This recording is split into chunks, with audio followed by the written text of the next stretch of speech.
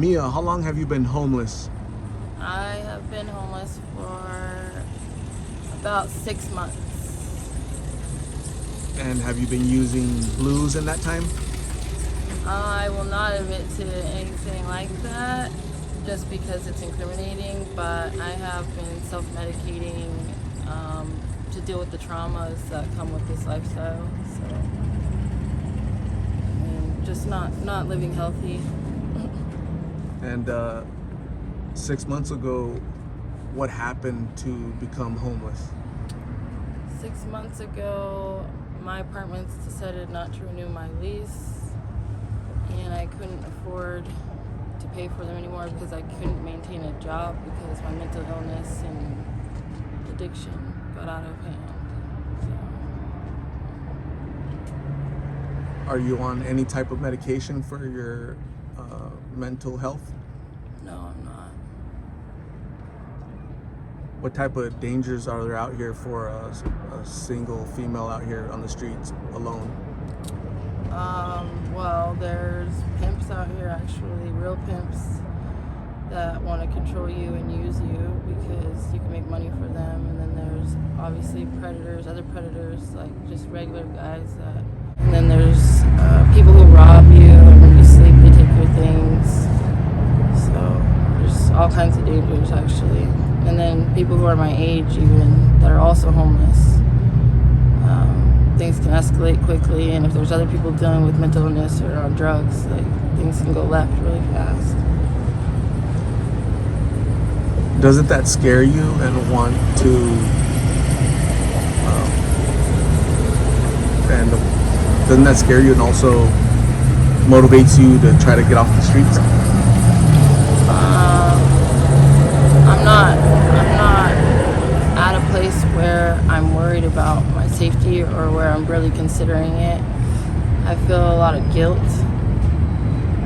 because of the choices I've made and the way that my life has gone. And I almost feel like it's self-sabotaging to be out here in a way, but I don't think about it consciously. So I don't even think about the dangers. I'm trying to survive, and that's like my main thought. And it's just too hard at this point to get off the streets, like the process to get off the streets and dealing with addiction and sickness, being actually physically sick from the addiction is too much for me. So I'm more worried about that than the dangers. And so I'm willing to risk any dangers to make sure that I'm not out here dehydrated and sick without resources to get better. Do you have kids, Mia? I do. Where are your kids at?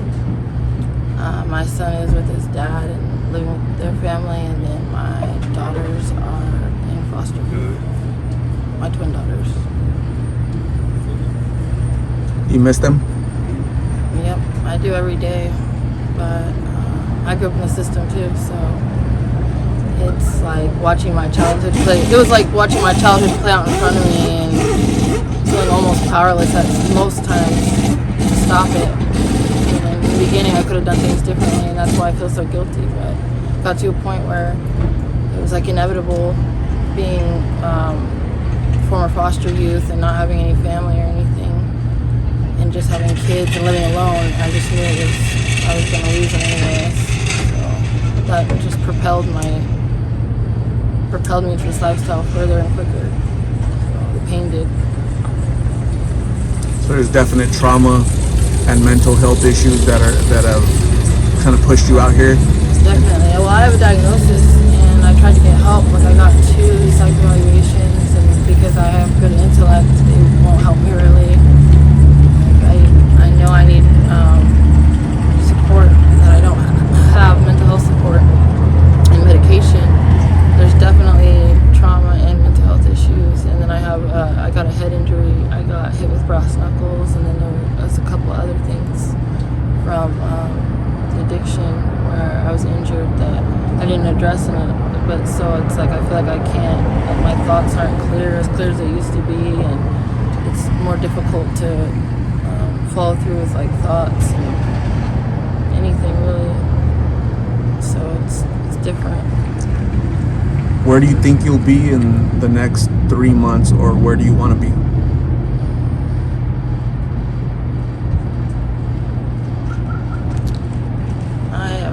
I have no idea where I'm going to be. Probably right here still, or if I'm not, I don't know, dead or in jail. I mean, where do I want to be? Honestly, I wish that I wanted better for myself, but I don't, because of what happened with my kids. I don't feel like I deserve it, and I don't think it's fair for me to even say that I want anything better than what's right here. Mia, you sound defeated, and looks like you're giving up, but in fact, you shouldn't. Be strong. You're obviously surviving out here, so you have strength, but you're ill right now. There are resources, hundreds of resources out there, places you can go, and places you can get treatment for, not having a home, mental, addiction, whatever. There's tons of resources out there. It's you taking that first step and not giving up on yourself. Yeah. And if you really want your children, you can be reunited with them. Just you have to work hard towards it, though. So don't give up. Don't give up on yourself. You're really young, and there's a lot you can do and offer to the world. You matter. Your life matters. Thank you. What you do from here on out matters. So yeah, I'm just at a low point right now because I don't think I can get my kids back. I think they're permanently placing them with the foster home, and it's only been a year and a half, and they are, because my other family tried to get them and they blocked them from getting them, and they're a good fit too.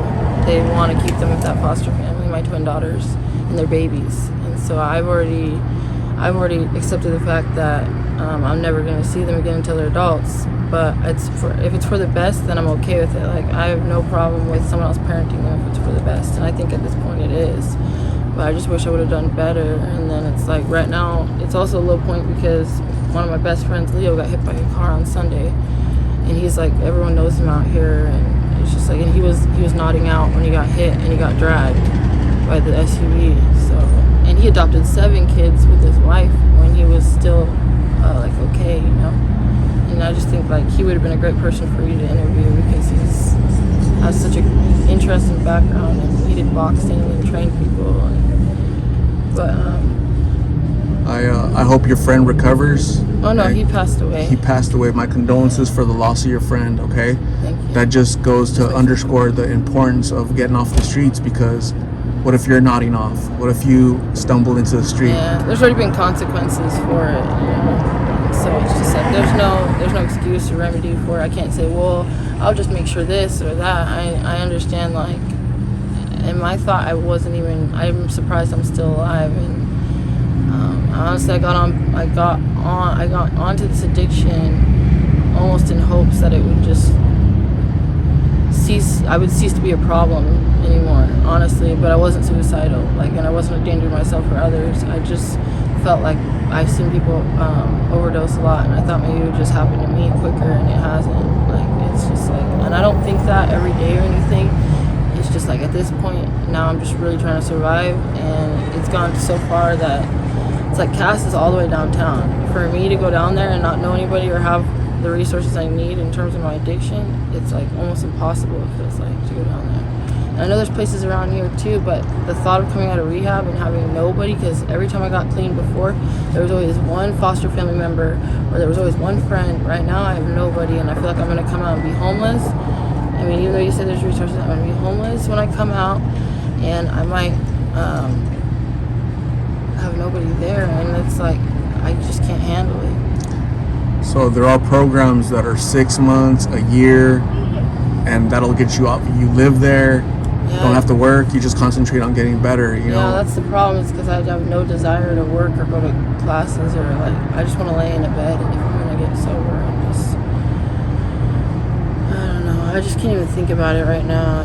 It's hard, but right now, I know though that I have a clean record, and I don't steal from stores, and so I try to do things semi-right, compared to other people at least.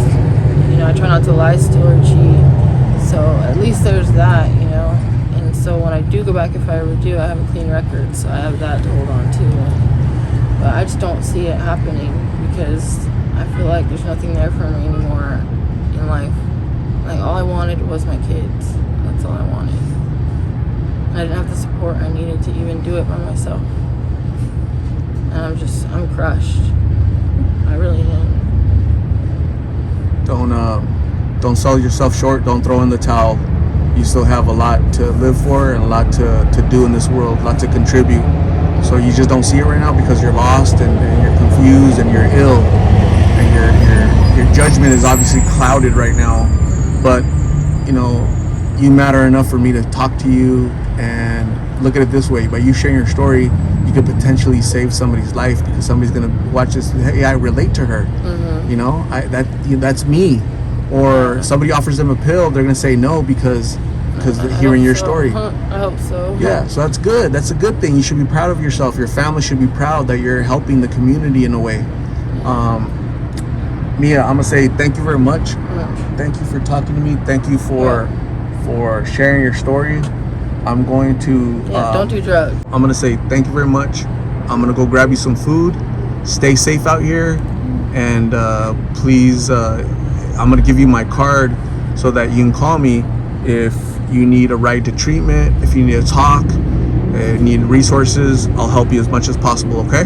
Cool. Thank you. Thank you, Mia.